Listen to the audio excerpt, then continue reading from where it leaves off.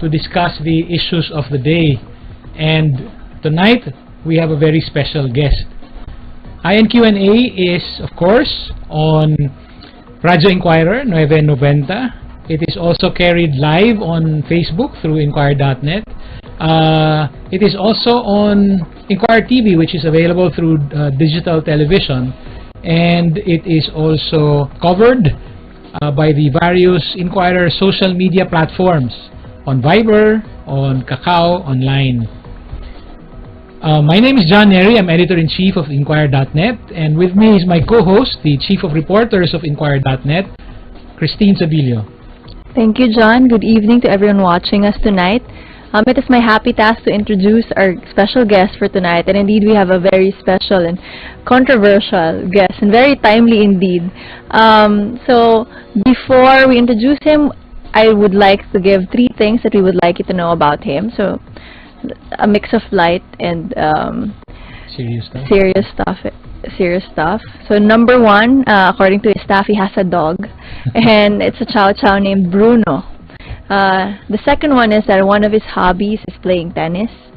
And the third was that he was elected senator while still detained in Fort Bonifacio. In fact, he set up an office there because it took him a while before he was granted amnesty to actually serve in the Senate. So, ladies and gentlemen, Senator Antonio Trillanes IV, we would like to welcome you back, Senator. You were actually our first guest for INQ Live during the election campaign, and at the time we still didn't have a regular show with Inquirer Radio. So we would like to thank you as well for participating there because it led to us having a regular show. Welcome, Senator. Well, maraming salamat po, Mr. John and Ms. Christine, and good evening to all of those following the program in INQ&A. Thank you.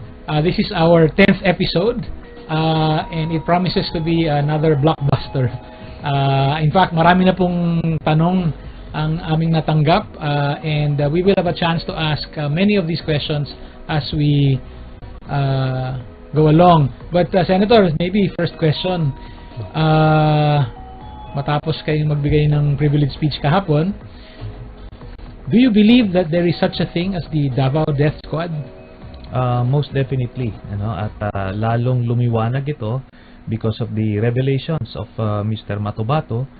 So, kinuha natin yan, binet natin, contrary to the claims of some of my colleagues, binet po natin ito ng maigi, chinek natin to make sure na hindi tayo malusutan ulit kagaya ni Ador Mawanay. So, kahapon nga, during my privilege speech, na-present ko yung mga ibang documents that would bolster the credibility of Mr. Matobato.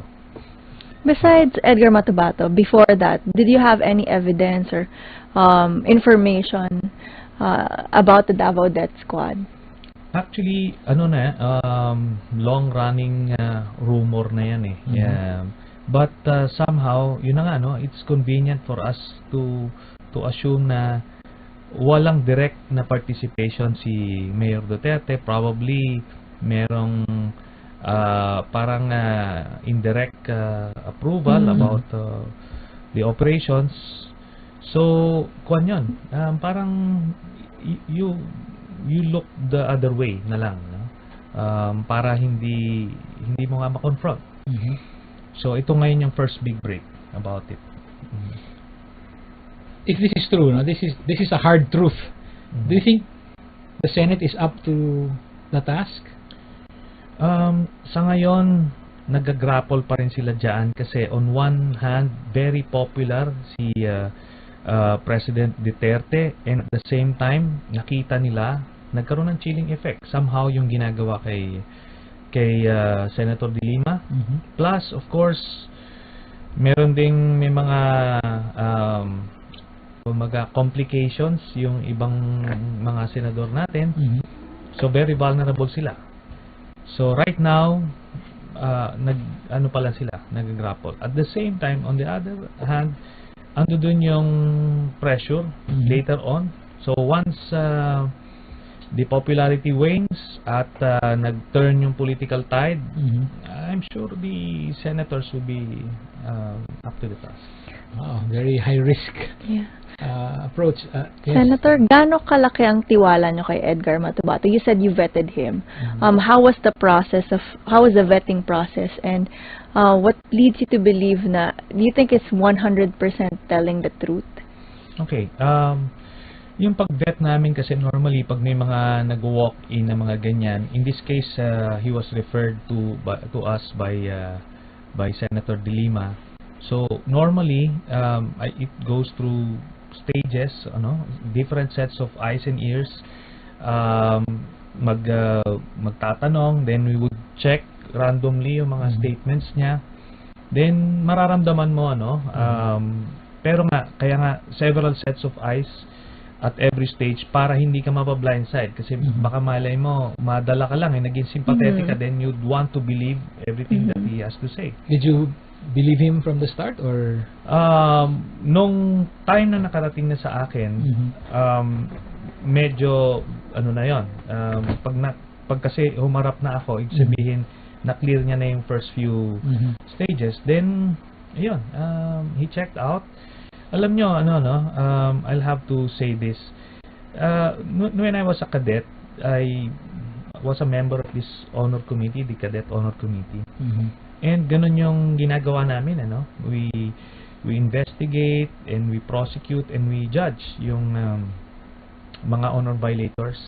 And mainly, since hindi naman kami restrained by the court processes, court procedures, kami, ang binibase namin, we extract information and we get witnesses, we investigate at nakikita namin based on the demeanor of the cadets, the delivery. So ganun yung nagiging instincts, So for 4 years I was doing that. I became the chairman eventually. So I can say that meron akong eye for such witnesses. So ito na nga, I believe Mr. Matubato is genuine.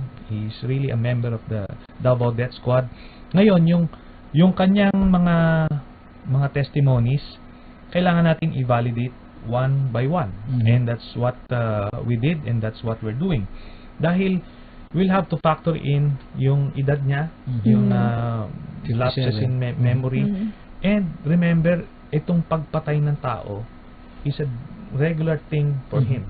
So, kung since 1988 pumapatay sila, and let's say 1,000 people, so on average, parang once a week. Di ba? Once a week. And ang titignan mo rito, mami-mix up niya na yung pinatay niya noong 1992, doon sa 1995. Paano so generally makikita lang niya yung paano nila ginagawa. Sometimes binabaril sa ulo, pinaplantahan ng 38, other times ina-abduct, ginagarote, china-chop-chop, binubusan na oil. So kumbaga may mga ganun siya. But kaya kailangan dito is pigain niya muna yung memory banks niya pagka may mga specific instances.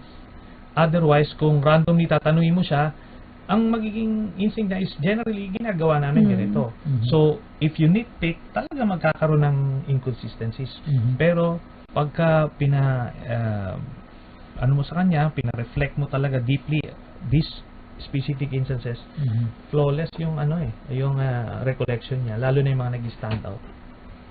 What can you say about what Senator Cayetano said, that Matubato is supposedly not familiar with the tools or the materials that they use when they kill someone?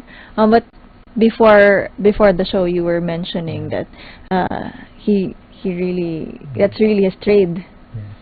So, yung ganito kasi may mga role as he described it.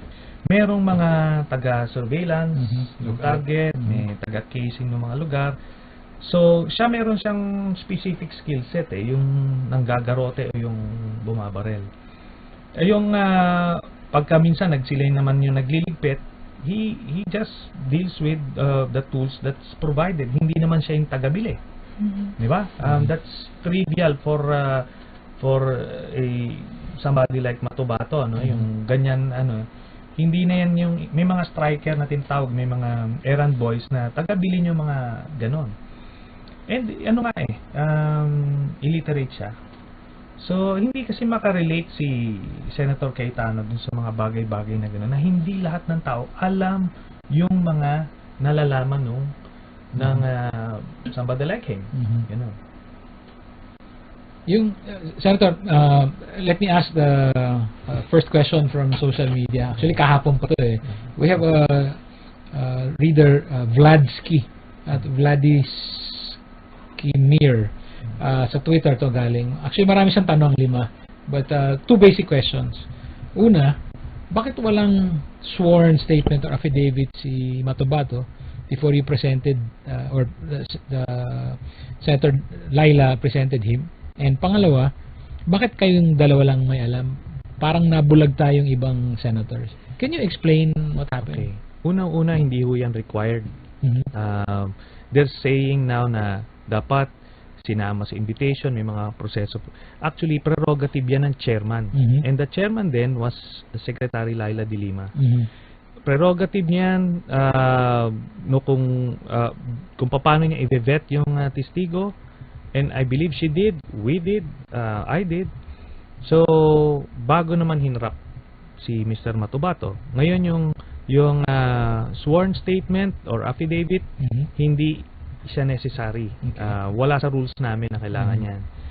Ngayon, nire-raise lang nila ito because they felt they were blindsided at naging controversial nga yung testimony ni Mr. Bato-Bato. Sorry to ask, but I don't know if you can speak for Senator Laila, but was there an attempt to blindside the likes of Senator Alan? Kasi nandun po ako nung hearing, nakita ko yung mukha niya para talagang hindi mo mapinta eh. Actually, ganito yan, ano? This is the first time that I'm going to tell this.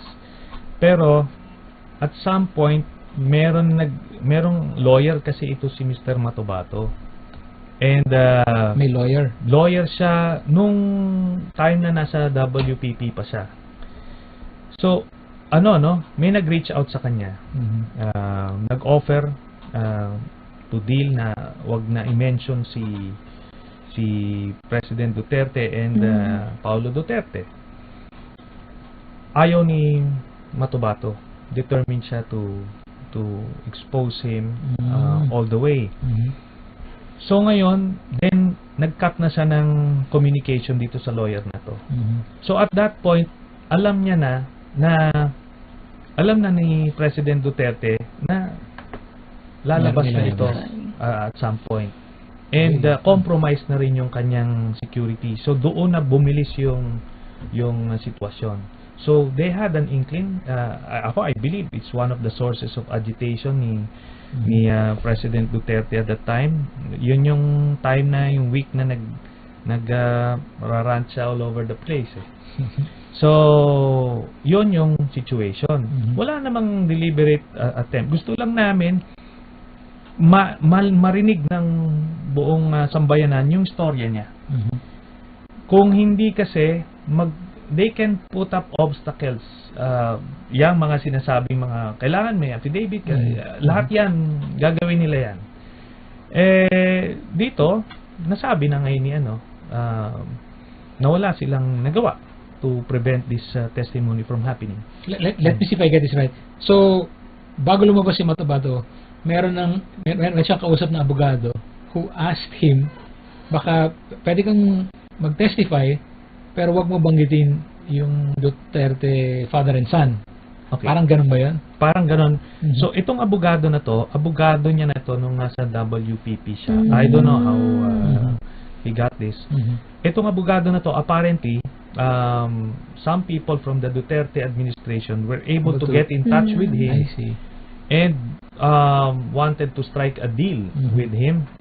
And yun na nga ang in-offer nila Mhm. na basta't Wow. bahala na raw sila. Ngayon, nung hindi pumayag itong si Mr. Matobato, nag-cut na siya ng ties. So, alam niya na itong abogado na to reported back to the Duterte camp and said na hindi tinanggap. So, alam na nilang may lalabas na ganito. Wow. Senator, relatively related